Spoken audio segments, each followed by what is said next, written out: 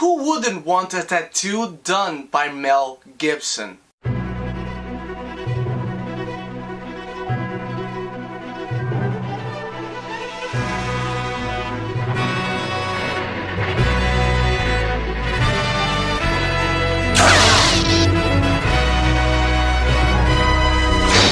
Hello my beautiful geekies and welcome to my review for Bloodfather, directed by Jean-Francois Richet and written by Peter Craig and Andrea Berloff. It stars Mel Gibson, Erin Moriarty and Diego Luna, and it's about an estranged father and daughter who have been away from each other for years now. He's an ex-con, she's been out in the world, surviving for herself, and now she returns to her father's life asking for help. She's running away from people because, let's just say, she doesn't exactly hang out with the best of crowds. I gotta tell you right now, this is one of the best surprises I've had all summer. Not one of the best movies, but one of those that just really flows by just like that. A 90-minute long movie, action-packed, with an actual compelling story. Mel Gibson has been out of the eyes of the camera. He has been out because of some issues in his personal life and stuff that he said that probably didn't please that many people. Now, I wasn't involved with that, and I really don't care about the man in person, but as an actor, he totally brings it to this role. He's an ex-con who's living alone on parole, and he's a tough, old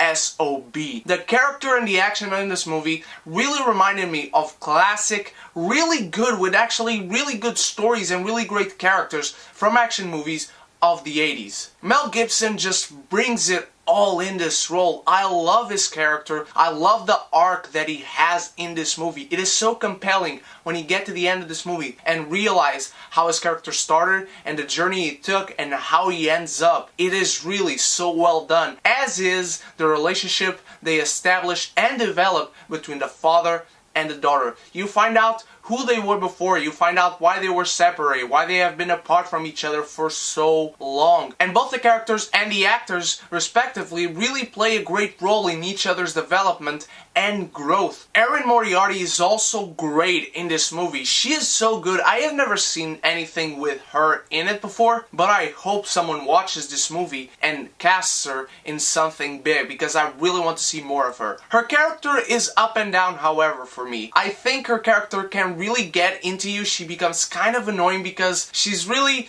doing one thing in a scene and really being a completely different person in another. Although it plays into who the character is and what she is going through, it can really get to you and seem forced at one point or the other, but not too much. This is a very simple premise to a simple story, but a compelling one at that. However, I have to say that the setup for such a simple story is kind of done in a sloppy way. I do not mean it's bad in the way it's written, just the way they transition from scene to scene, just the way they organize it so the story develops into what is going into full gear when it actually kicks off the action. The action is so well done in this movie. It really develops the characters. It is not visual noise. The action is paid off and is set up to what will eventually come after. This is really well done action to make your characters grow, to develop your story. Do not make action just for the sake of action. Do it in a way that develops your story, that develops everything you've been setting up, and then it does pay off what came before. Do it in a way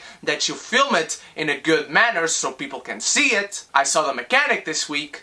And keep the tone of the overall movie. This movie is greedy, it is dark, it gets to some places that you are probably not expecting, and again, the story is so compelling, the relationship between this father and this daughter. It really makes you see that each family will work in a different way, and I really enjoy seeing that. These are two characters that start out the movie really, really unlikable, both in their unique way. And then you have characters and actors that are coming to the movie and help them grow as people and also help you see the backstory to them. And that is where this movie shines the most. It really never becomes anything else than the story between this father and this daughter, and one trying to help the other. Bloodfather is certainly not a perfect movie. It's not a movie that's going to be well remembered 10 years from now, but it is a simple movie that doesn't try to be anything more than it is, with a very compelling story, well done action, and by the way, great photography. I do recommend Bloodfather to you. I hope many people see it, and Bloodfather is definitely a martini, and it is a good time anytime. What did you think of Bloodfather, my beautiful geekies? Have you seen it? Have you not? Do you like Mel Gibson? Let me know what is your favorite Mel Gibson movie. Tomorrow I'll have my review for Bastille Day, and on Monday a very special review that I was challenged to do by a good friend of mine from YouTube. I can't wait for you to see that. And this week I reviewed Star Trek, Mechanic Resurrection, and many others, so I urge you all to go check those out. And if you are new to this channel, please click subscribe and join the beautiful geeky community where we can be geeky united! You can also stalk me on the internet by going to my Facebook, my Instagram, my vlog channel here on YouTube, and my Pop Rocks Guide page, and those links are all in the description. Thank you so much for those of you who have already voted for the movie in September that deserves the Q&A. Sully's on the run, Miss Peregrine's on the run, Magnificent Seven is still on the lead. Only you geekies can change that. Thank you so much for watching once again. I love you all. Stay beautiful. Cheers!